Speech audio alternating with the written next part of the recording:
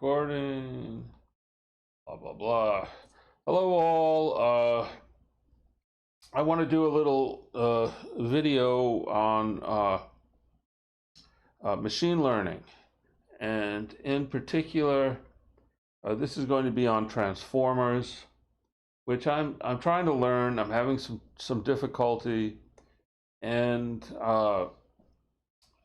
it may help me to go through this process, and hopefully it helps you too. So first of all, I guess I want to be in my code directory.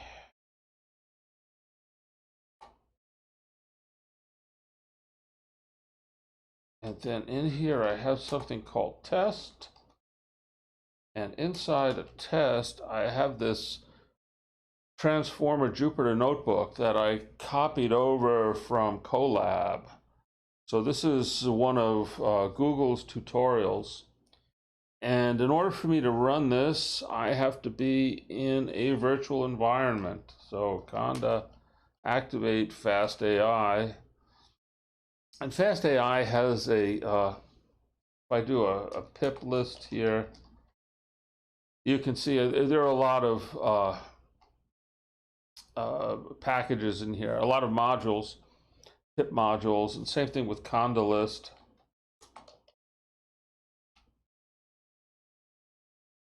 There are also a whole bunch of these PyPy modules and CondaForge modules in here.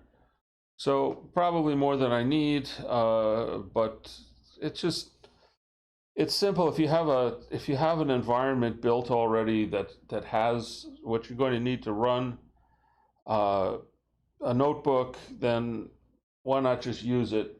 Save yourself a little bit of time setting it up. So at this point, I can type.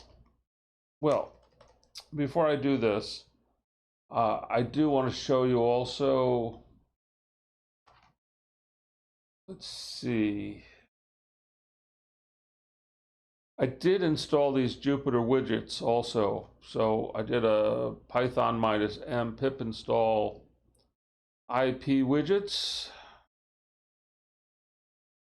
And then this Jupyter NB extension enable command. Or it could be done with conda, either way is fine. And then if you use the conda environment, which I am, then you have to run these two commands also, right? And that gets IP widgets in there. And then I also had to install the Jupyter Lab extension, which is this guy here, and then this guy here. And all this is in the ipwidgets.readthedocs.io user install. So what these do is they give some additional functionality to the notebooks. So here, for example, there's a widget list. There's a slider like this, and one like this, and so on. So, and then there's some of these progress indicators you'll see. I didn't see any sliders in this notebook, but it does use these progress indicators. So once those are installed, and once TensorFlow is installed, then you can just do a Jupyter Lab from within the directory that has the Jupyter notebook. And you'll see that this opens up. And so you just click in one of these guys here, and if you hold the control key down and hit enter, you'll see that this number changes here, and that means that it ran, and it says it's idle down here. So that means that it finished. It did what it had to do.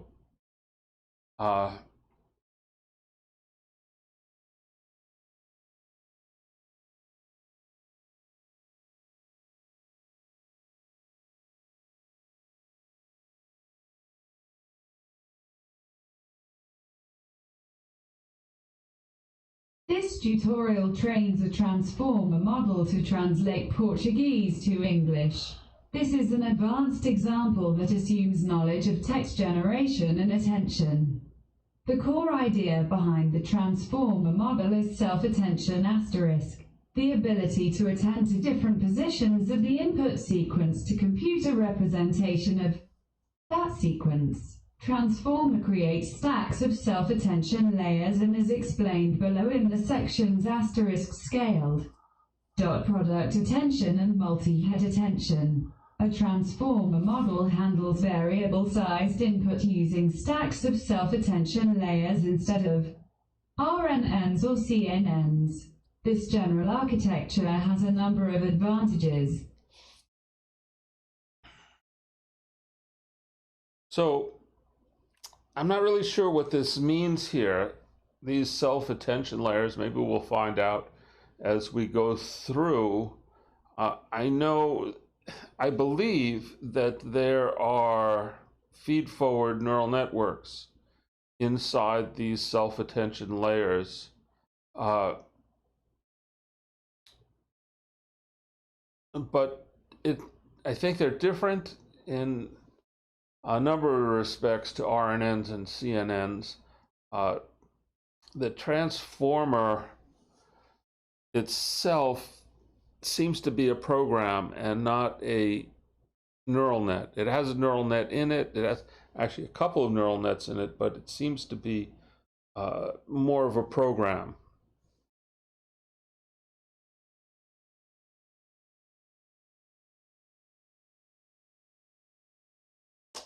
It makes no assumptions about the temporal, spatial relationships across the data. This is ideal for processing a set of objects. For example, star graph units. Layer outputs can be calculated in parallel, instead of a series like an RNN. Distant items can affect each other's output without passing through many RNN steps. Or convolution layers. See scene memory transformer, for example. It can learn long-range dependencies. This is a challenge in many sequence tasks. The downsides of this architecture are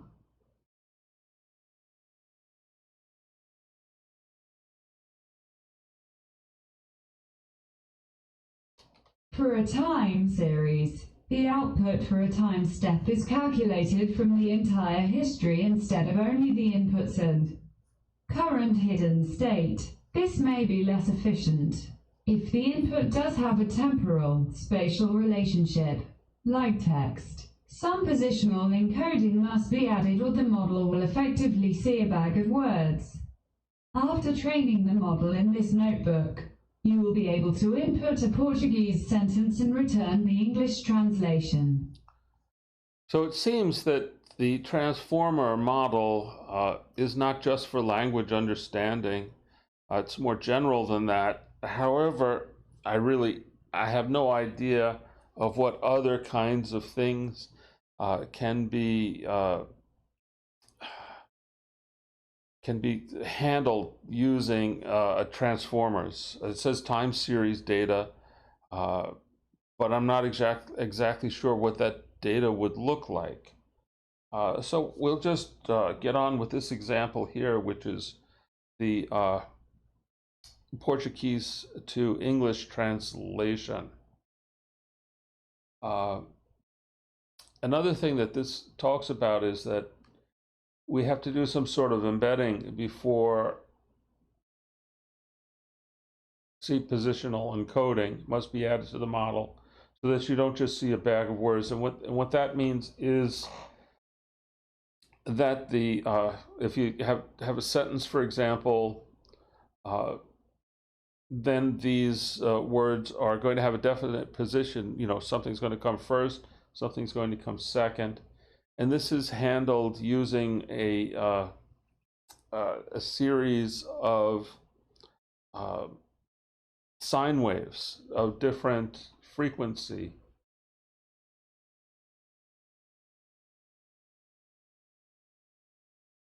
So here we can see that these words are being ordered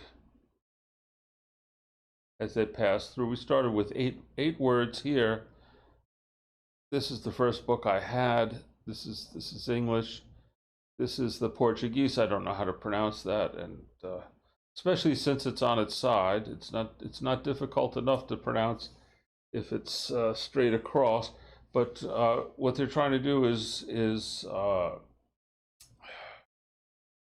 I don't know. I guess they're ordering the. Are they ordering the Portuguese here, or are they ordering the English? Because the English seems to be.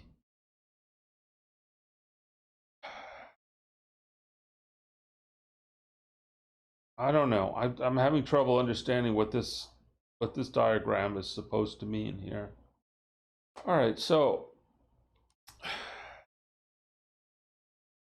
I have a GPU, so I think that maybe I want to edit this. I'm going to try to edit this like that so that I can use my GPU to train. I don't know if this is going to work, but I'm going to give it a try. I ran this notebook last night, and it took quite a while to train. And that and it was doing the training on the CPU. So I don't know. I don't know if it's my understanding that if you import TensorFlow and you have TensorFlow-GPU installed as a module, it chooses that automatically. But maybe my understanding is wrong. It certainly wasn't choosing the GPU last night. And let's see if this works. It may just fail.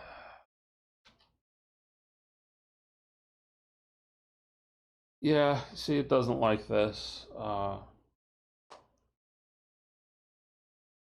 right, so this means this is another thing that I'm not understanding, which is okay. You know, don't have to understand everything right away. Some things, you know, take a little more time. So then we need to download these Portuguese to English translation datasets from the TED Talks Open Translation project. I'm just going to hit Control and Enter while I'm on this. You see this number went up. And this didn't take long because I've already done this, and it's smart enough to see that those files are there. And I guess it also,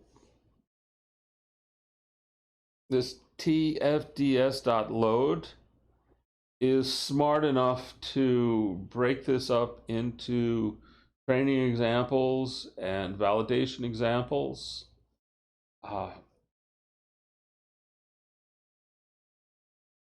And now we're going to create custom subword tokenizer from the training set. And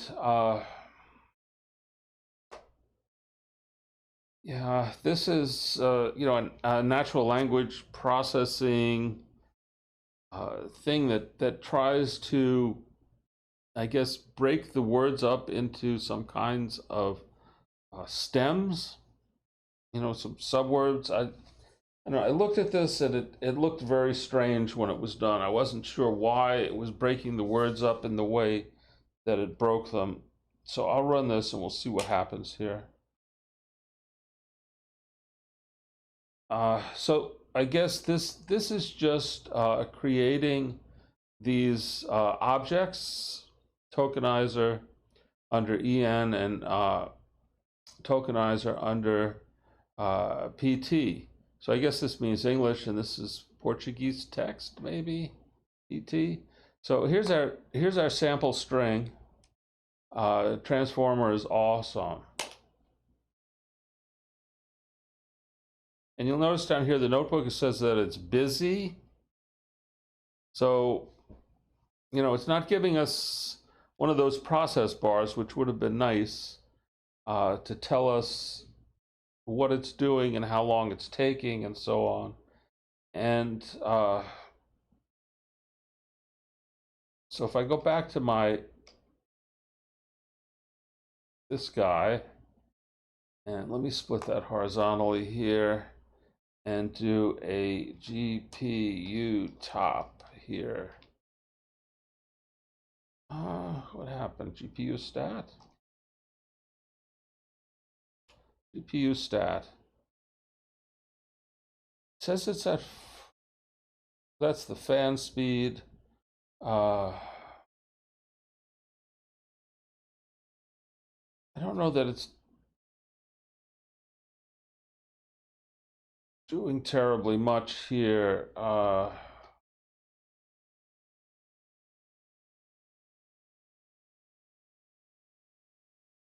It says it's at 45%.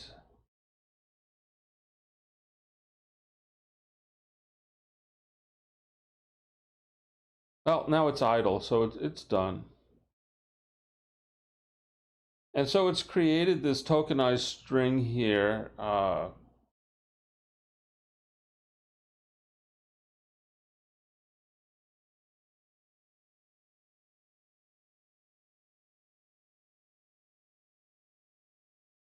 So this tokenizer tries to break it up into subwords. So transformer is, this word transformer is not in the dictionary. So it breaks it up into these 4 subwords: T, ran, S, and former, which I don't think it could be very helpful. But I guess sometimes it is. In this case, I don't think it is at all. So you can see that this sentence here is broken up into this vector: 1, 2, 3, 4, 5, 6, 7 words. So we started out with 3 words. Transformer is awesome. 3 words. And we end up with 1, 2, 3, 4, 5, 6, 7. 7 words, because the period it treats the period as a word, and it broke up transformer because it couldn't find it in the dictionary. So at this point, it's been tokenized and encoded.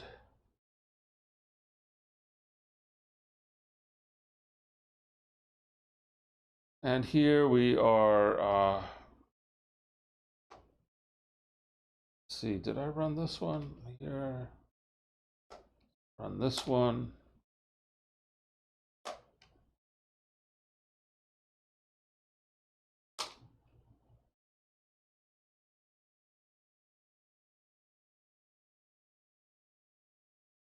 So here we are, we're creating an encoder.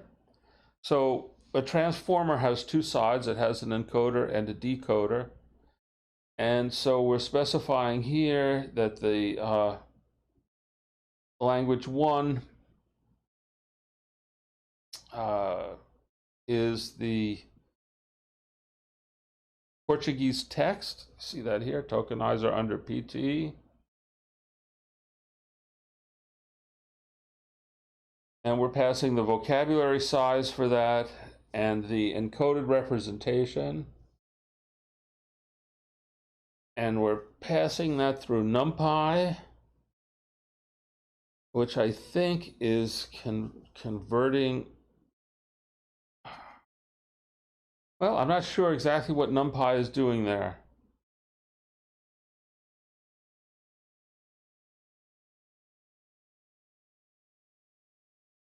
So let's take a look back here at language 1 here.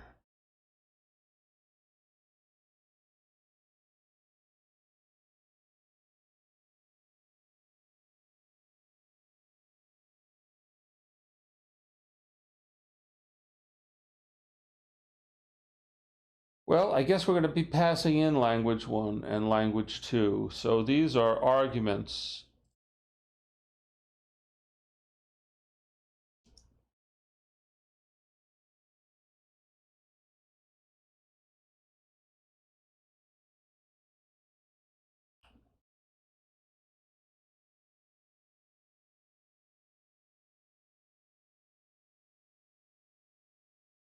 Okay, that's it says you want to use dataset map to apply this function to each element of the dataset. Dataset.map runs in graph mode.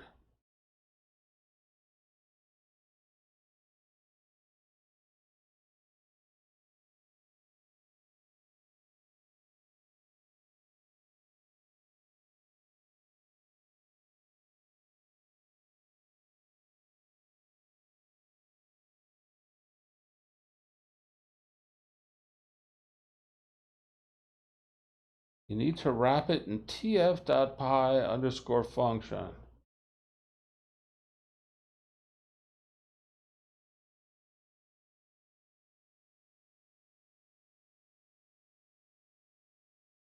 I'm thinking this .numpy function is, or method is somehow preparing this so that it can be used by other things that are using numpy or numpy. I always call it numpy. Some people call it numpy.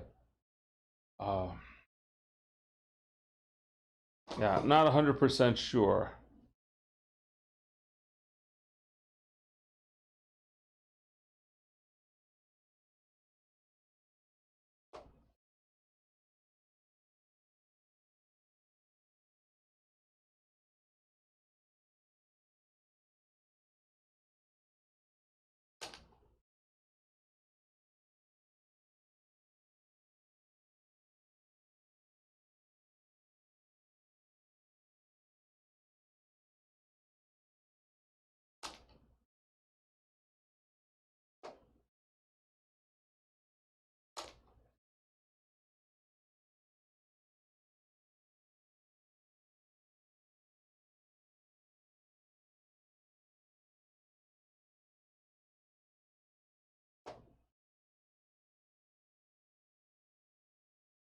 I'm not sure what we're dropping here. We're dropping long tokens. And I don't know, do those correspond to words? Words that are longer than 40 tokens? I wouldn't think we'd have very many of those.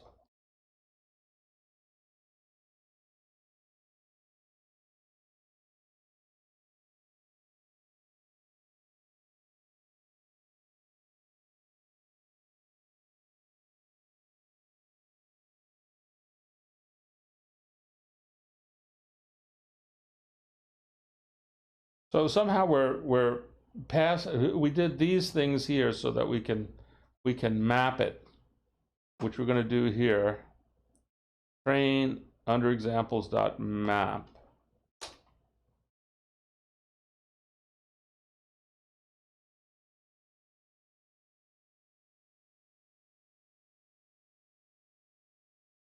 We're also going to get rid of those. This is where we get rid of those long tokens. And we stick it in memory so that it's fast.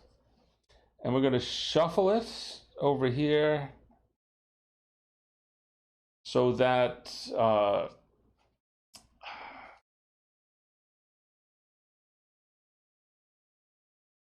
I'm not sure why we would want to. I guess we're shuffling the training data set so that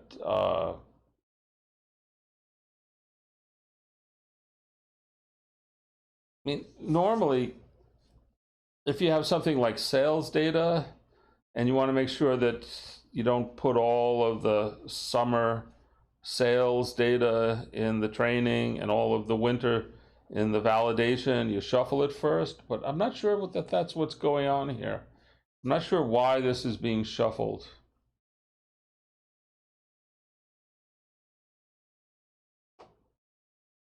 All right, well, just do that.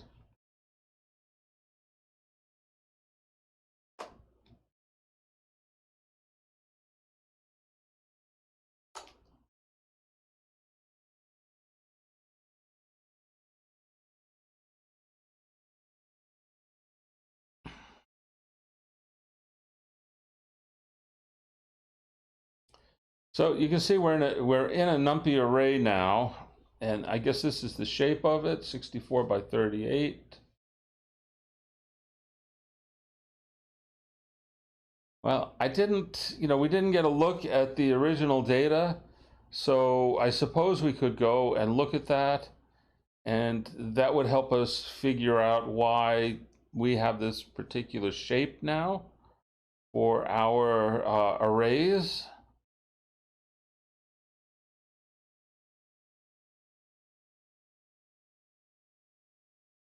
All right, so we're going to do the positional encoding now.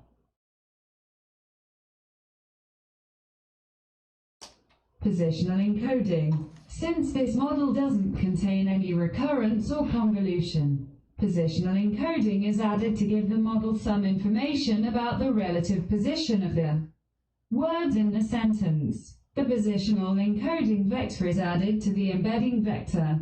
Embeddings represent a token in a d-dimensional space where tokens with similar meaning will be closer to each other, but the embeddings do not encode the relative position of words in a sentence. So after adding the positional encoding, words will be closer to each other based on the similarity of their meaning and their position in the sentence, in the d-dimensional space. See the notebook on positional encoding to learn more about it. The formula for calculating the positional encoding is as follows. All right, so you can think of these sine and cosine as waves of that frequency, and so if you plot that underneath the sentence, you'll find that each word is in a particular location where the first word may be at a high point for the sine wave and a low point for the cosine. And because there are different frequency,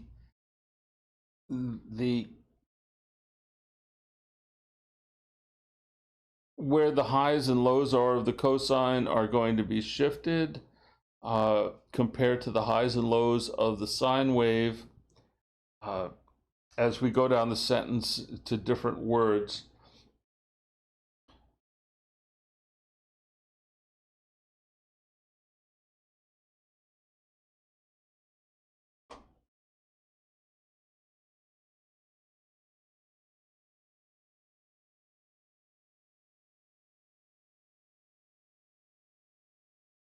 Yeah, I'm not sure what's going on here. We need to do this get angles here.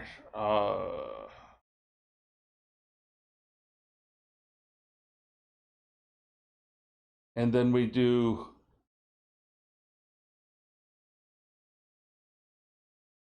well, I guess this is defining the function for which we're going to use here in the positional encodings.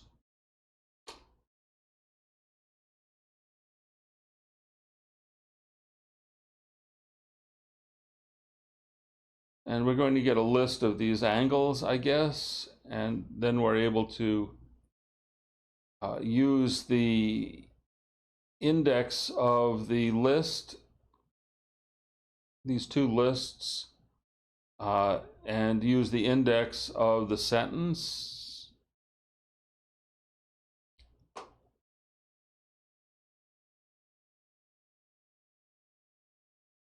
All right, and so here we're able to see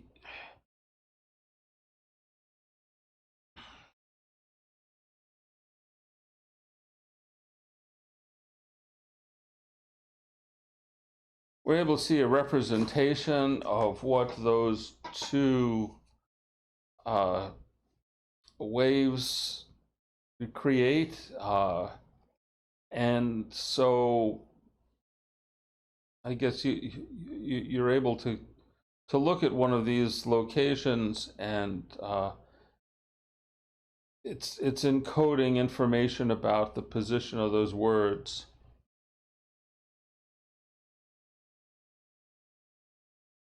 We also use masking because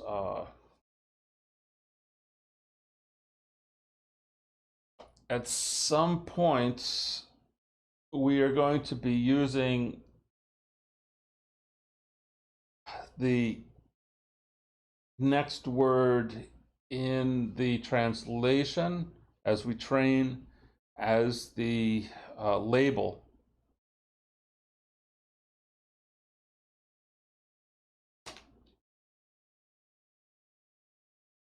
And the masking will hide all of the words that we don't want to see. We only want to look at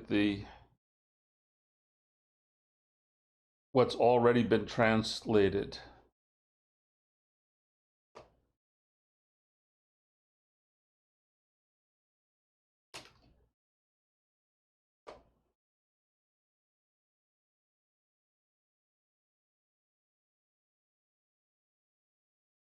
The look-ahead mask is used to mask the future tokens in a sequence. In other words, the mask indicates which entries should not be used. This means that to predict the third word, only the first and second word will be used.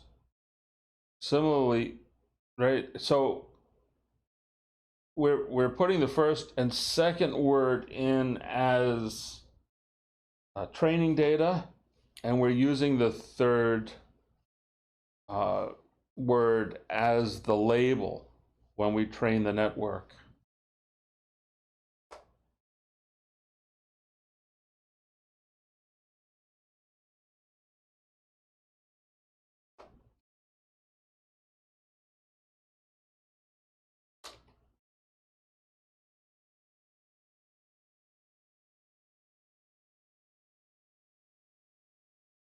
All right, so now I guess we're going to start working on the attention function here.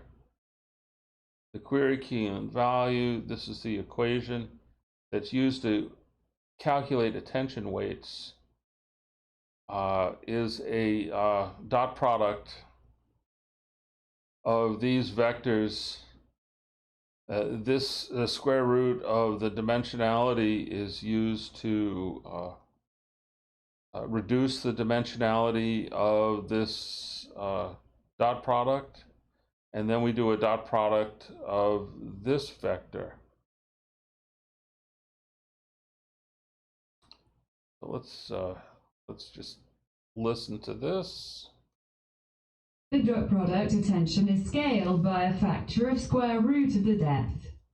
This is done because for large values of depth, the dot product grows large in magnitude, pushing the softmax function where it has small gradients, resulting in a very hard softmax.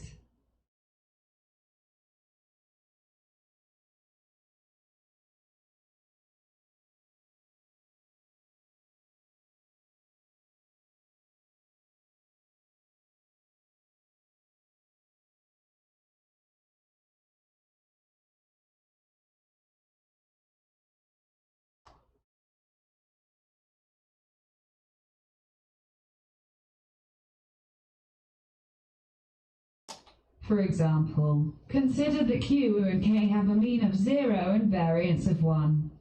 Their matrix multiplication will have a mean of 0 and variance of dk. Hence, square root of dk is used for scaling, and not any other number, because the matmul of Q and K should have a mean of 0 and variance of 1. And you get a gentler softmax.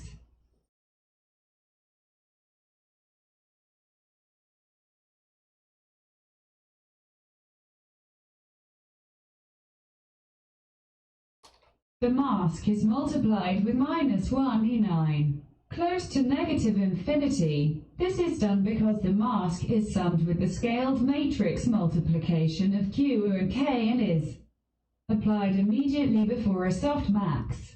The goal is to zero out these cells, and large negative inputs to softmax are near 0 in the output.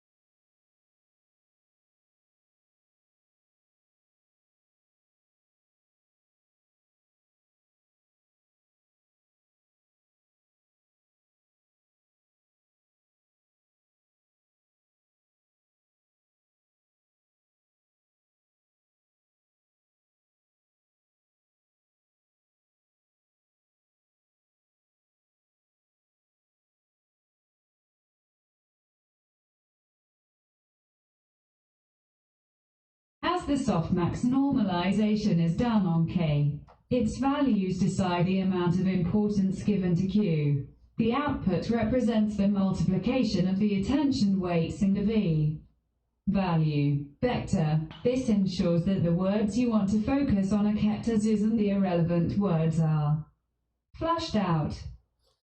All right, for this, this is difficult here. The main idea is that we are deciding which of the words we should give the majority of our attention to.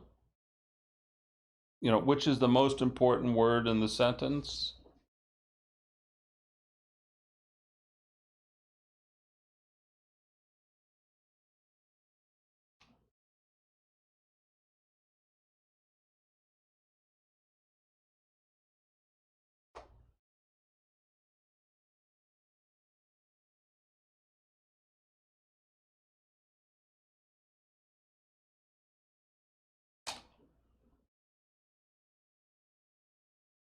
All right, so we have our attention weights here. So the second word is the most important.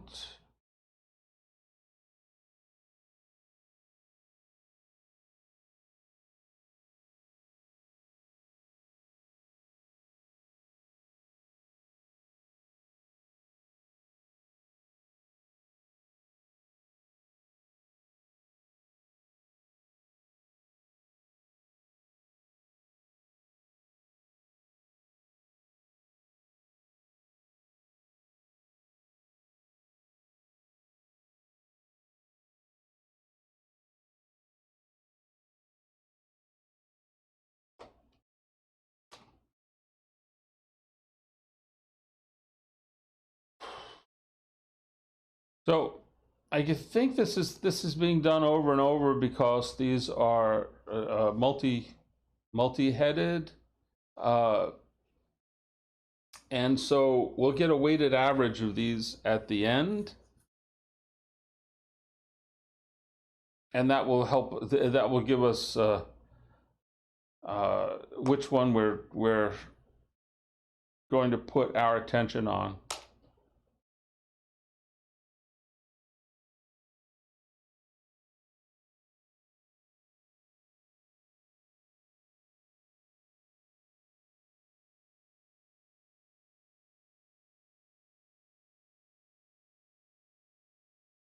Multi-head attention consists of 4 parts: linear layers and split into heads, scale dot product attention, concatenation of heads, final linear layer. Each multi-head attention block gets 3 inputs: Q, query, K, key, V, value. These are put through linear, dense layers and split up into multiple heads. The scaled underscore dot underscore product underscore attention defined above is applied to each head. Broadcasted for efficiency, an appropriate mask must be used in the attention step. The attention output for each head is then concatenated using TF transpose and TF reshape and put through a final dense layer instead of one single attention head. Q, K, and V are split into multiple heads because it allows the model to jointly attend to information at different positions from different representational spaces. After the split, each head has a reduced dimensionality, so the total computation cost is the same as a single head attention with full dimensionality.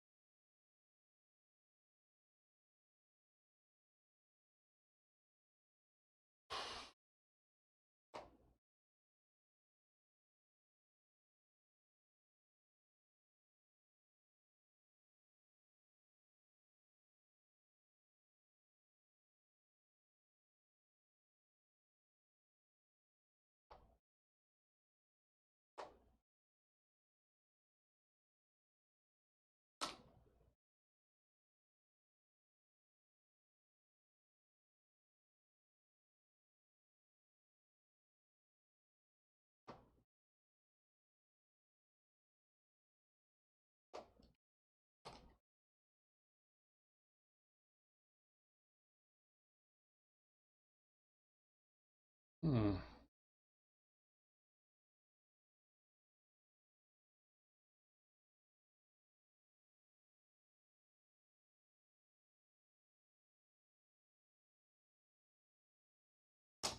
The transformer model follows the same general pattern as a standard sequence-to-sequence with attention model. The input sentence is passed through n encoder layers that generates an output for each word token in the sequence. The decoder attends on the encoder's output in its own input, self-attention, to predict the next word.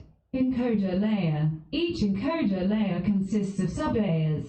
Multi-head attention, with padding mask, pointwise feed-forward networks. Each of these sublayers has a residual connection around it followed by a layer normalization. Residual connections help in avoiding the vanishing gradient problem in deep networks. The output of each sublayer is layer norm, x plus sublayer, x. The normalization is done on the d_model. Last axis. There are n encoder layers in the transformer.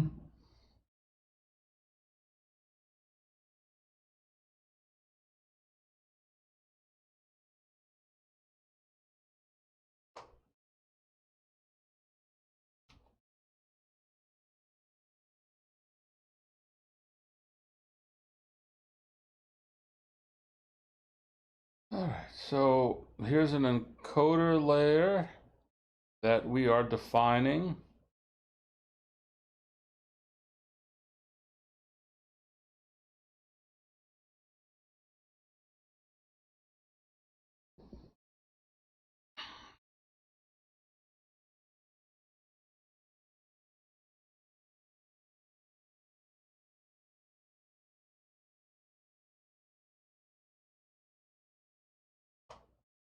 Other layer.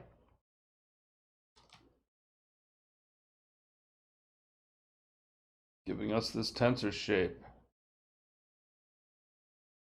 Now we're going to define the decoder layer, or layers.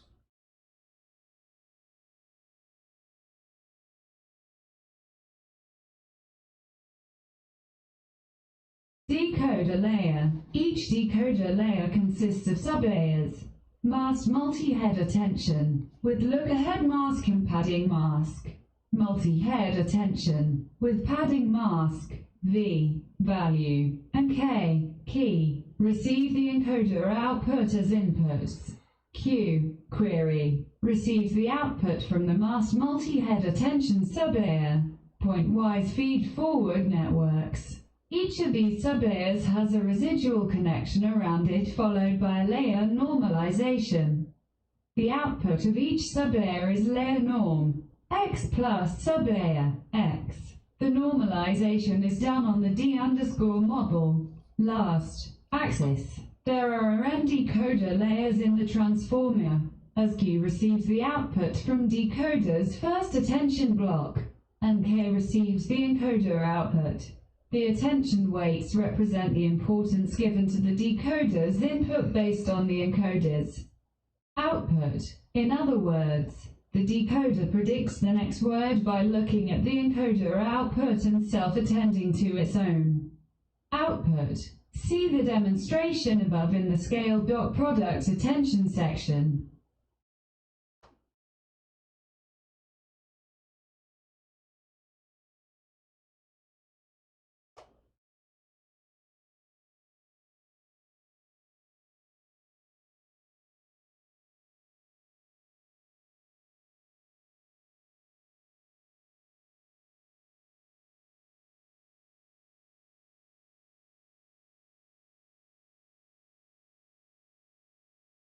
Encoder. The encoder consists of input embedding, positional encoding, and encoder layers. The input is put through an embedding which is summed with the positional encoding. The output of this summation is the input to the encoder layers. The output of the encoder is the input to the decoder.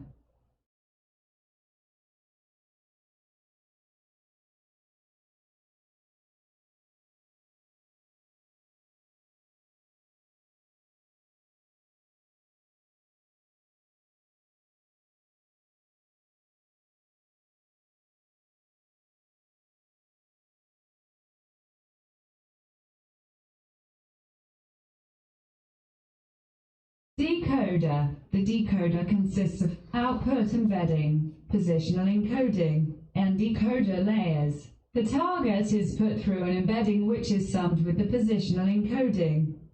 The output of this summation is the input to the decoder layers. The output of the decoder is the input to the final linear layer.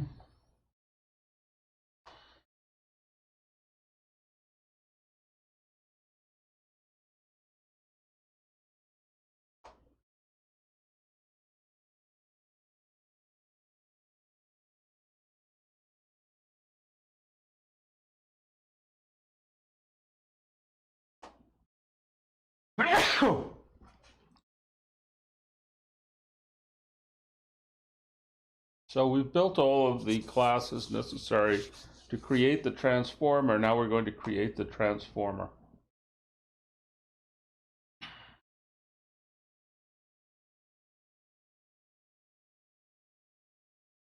Create the transformer. Transformer consists of the encoder, decoder, and a final linear layer. The output of the decoder is the input to the linear layer and its output is returned.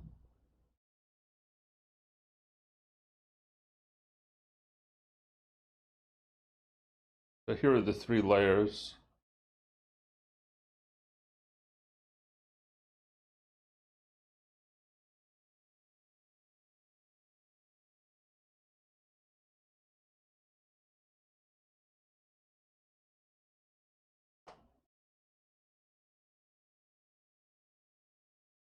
Here we instantiate a transformer.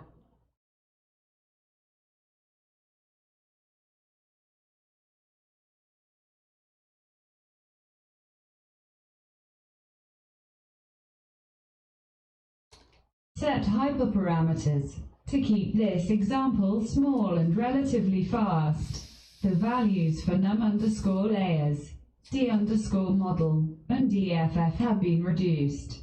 The values used in the base model of transformer were num_layers equals 6, d_model equals 512, dff equals 2048. See the paper for all the other versions of the transformer. Note, by changing the values below, you can get the model that achieved state-of-the-art on many tasks. Well, we're going to leave them small for now.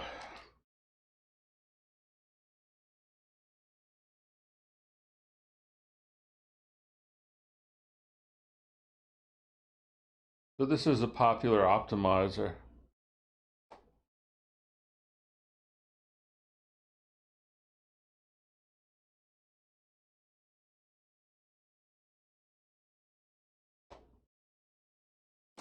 To get the learning rate.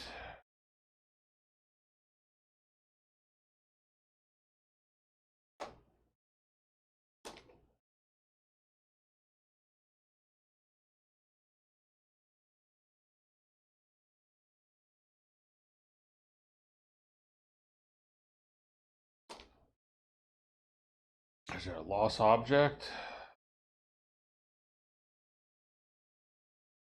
Loss and metrics.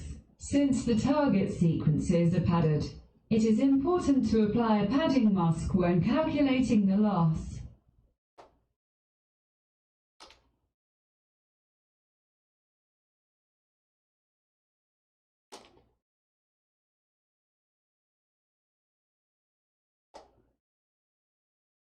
All right, so we did the sample transformer before. Now we're going to do the actual transformer. Instantiate that. And then create our masks.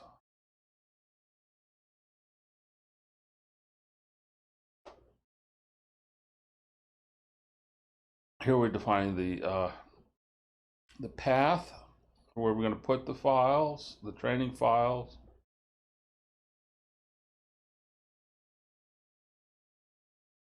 We're specifying the transformer here, which we just created, and the optimizer, which was the atom optimizer.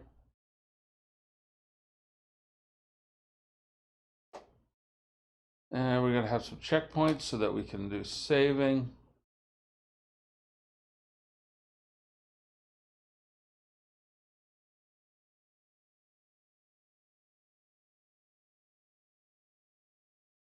Latest checkpoint restored. The target is divided into tar_inp and tar_real.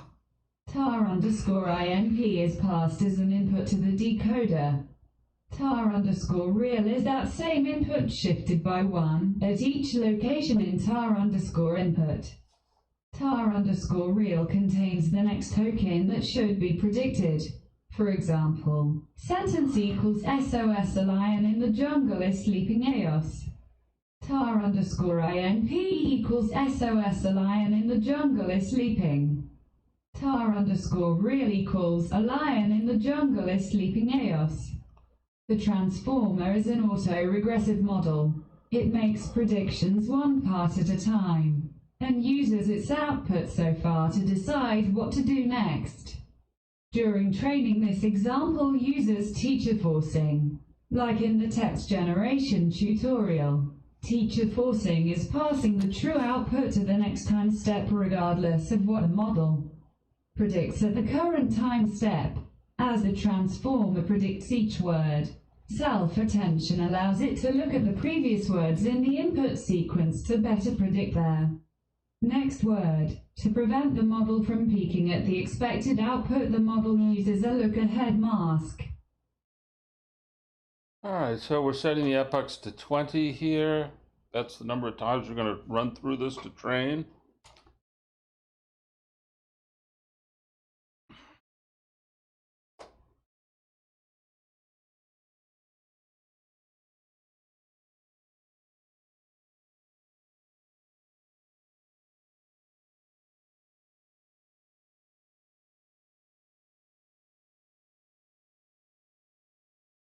And so here,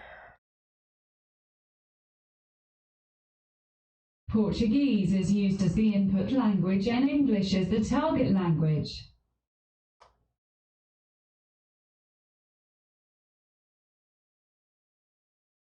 so we're going to run through this 20 times.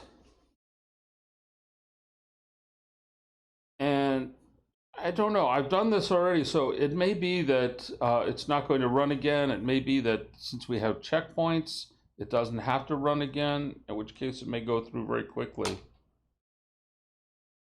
Let's see what's happening here. It says it's busy.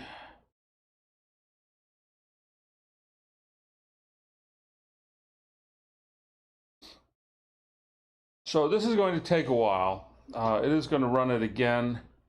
You see we're on epoch 1, batch 0, and the accuracy is crap right now. So this is just going to keep going through, and it's going to keep training, and this accuracy is going to improve over time. And I'm going to stop the video here because this is probably going to take an hour, maybe longer to train.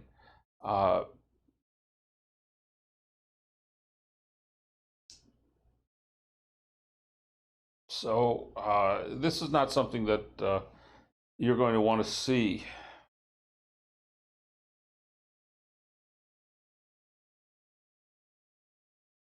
Pause this. Okay, so this has been running for a while, and it's not done yet, but I thought what would be interesting is to go in and take a look at this data that we grabbed here, this TED HRLR translate Portuguese to English. And so if I look in my home directory, I've got this Tensorflow datasets, and then within here, I've got this TED HRLR under translate directory. And then I've got the Portuguese to English.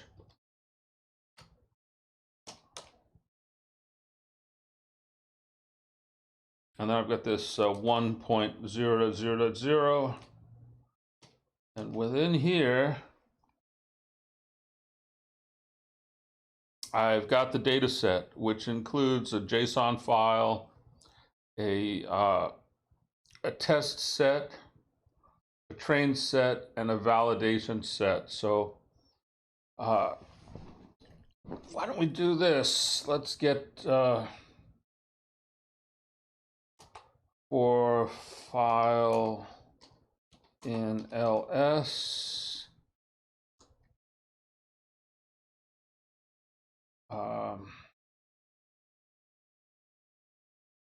Word count minus L.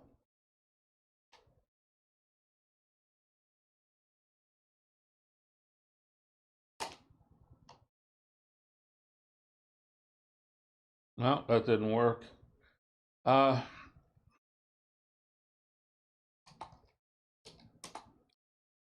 try this. There, that did it. Why do it the hard way? We can do it the easy way. So we've got 468,000 lines here in the train. Let's do a less TED translate rain.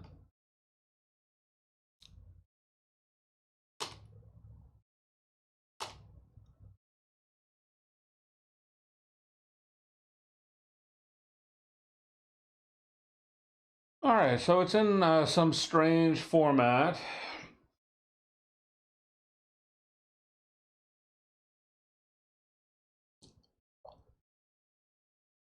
So it's giving us the Portuguese here. Quando melhoramos a procura, tiramos a única vantagem da impressão que é a serendipidade. When you improve searchability, you actually take away the advantage of print, which is serendipity. So it's just one after the other like this, and loads of them. And let's take a look at this dataset info.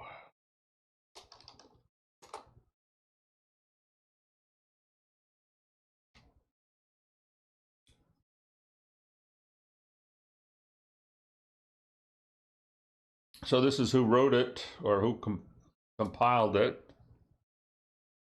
It's all from TED Talk transcripts.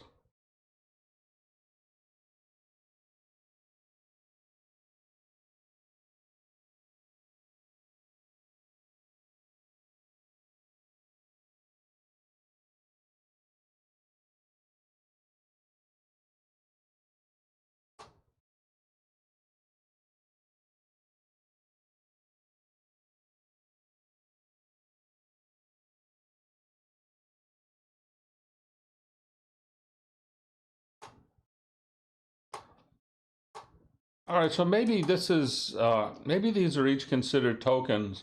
And so we didn't want the really long sentences longer than 40 characters. I'm not sure about that, but that's a possibility. I'll have to look at this more. This is very complicated, and this is the first time I'm going through it. So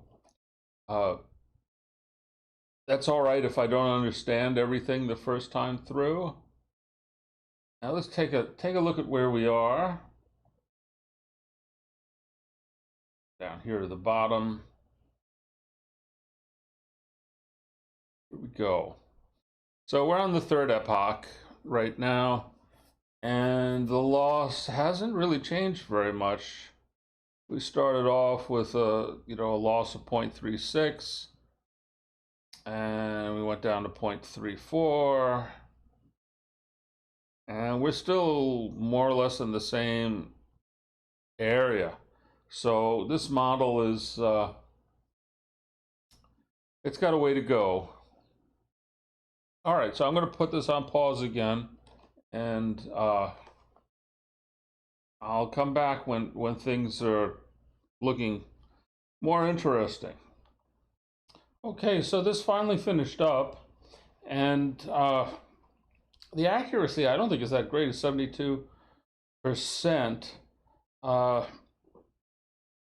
don't know. Anyway,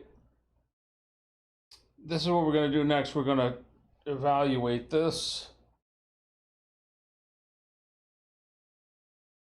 Evaluate. The following steps are used for evaluation. Encode the input sentence using the Portuguese tokenizer. Tokenizer_PT. Moreover, add the start and end token so the input is equivalent to what the model is trained with. This is the encoder input.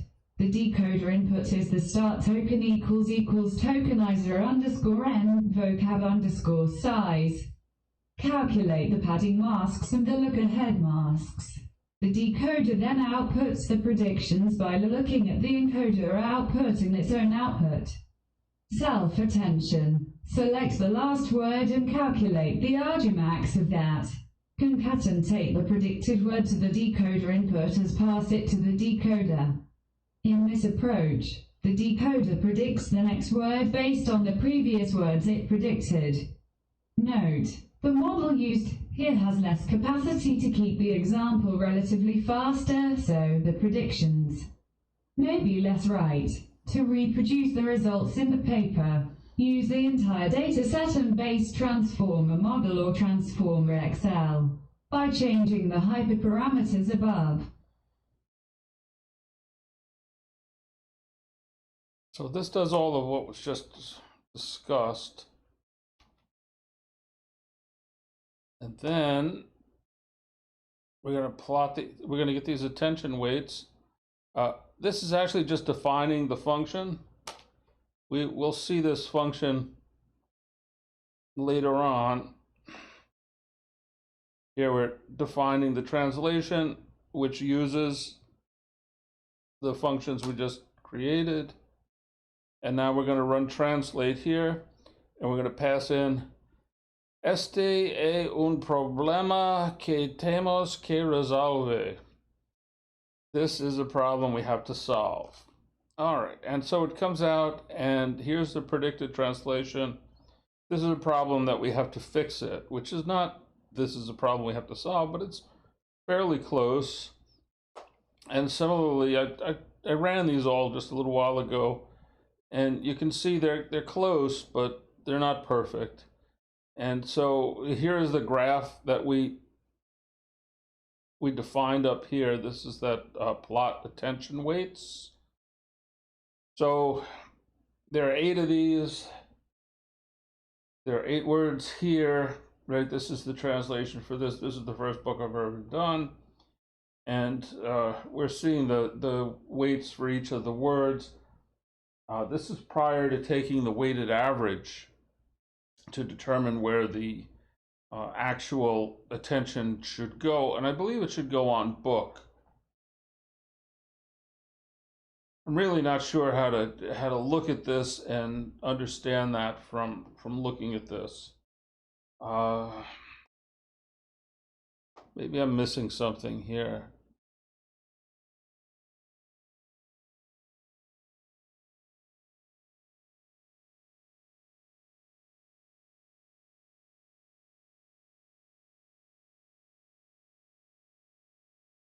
I think there's a way to change the setting.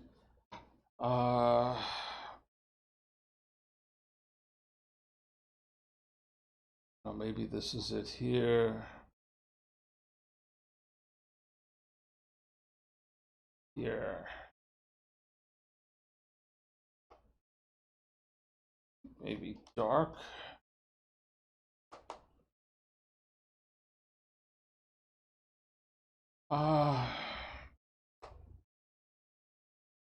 Let's copy this.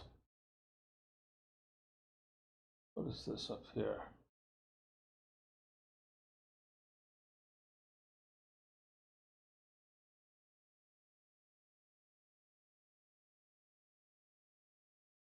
Let's paste it over here.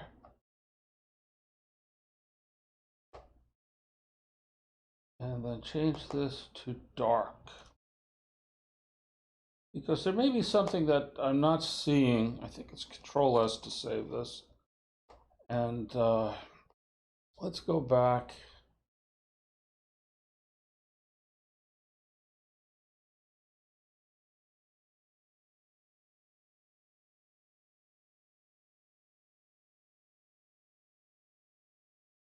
Let's see if we can go back where we had been.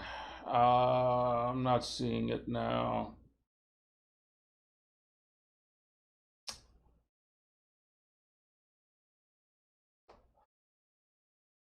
Oh, here it is. Here it is.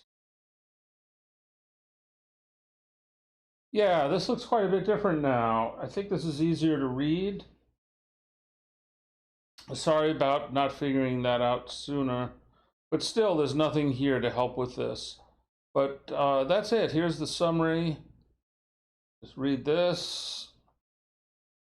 Summary. In this tutorial, you learned about positional encoding, multi-head attention, the importance of masking, and how to create a transformer. Try using a different dataset to train the transformer. You can also create the base transformer or transformer XL by changing the hyperparameters above. You can also use the layers defined here to create BERT and train state-of-the-art models. Furthermore, you can implement beam search to get better predictions. Well, I don't know. Here's BERT, and I guess this is not another. This is a paper on BERT. This is not another tutorial. So I don't know. I may look into this later. But for now, that's all there is. And I'm going to stop this recording. Thank you for joining me.